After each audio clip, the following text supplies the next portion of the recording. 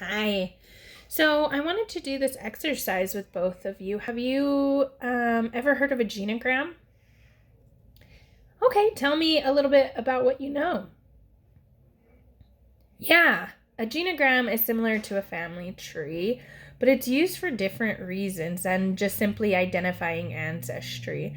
So, a genogram helps us include information about different interactions with different family members. So, this could be, where your grandparents married for a really long time, but you also noticed that there was a disconnect in the relationship. Or maybe your parents got divorced and you noticed some financial strain while you were growing up.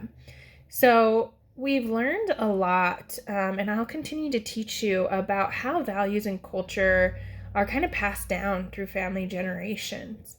So, in doing this exercise, it will be helpful to identify your guys' values are, how are they similar, and what are some challenges that you faced, and how have these impacted your current thought patterns.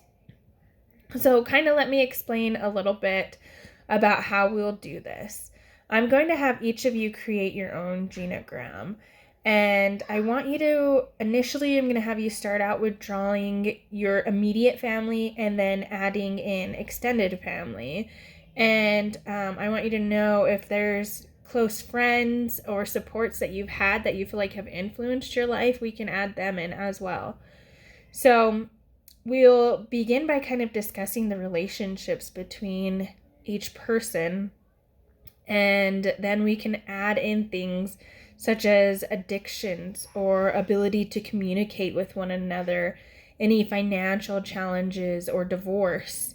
Maybe there are even some health issues, and I want to discuss maybe what their values were upon each of those categories.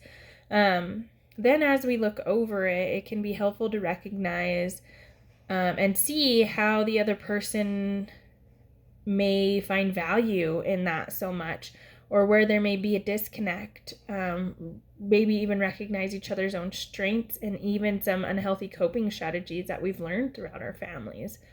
So the goal is to grow from it and not be really non-judgmental of each other. Have some fun and let it be a learning exercise. So how do you feel about that? Okay, let's begin.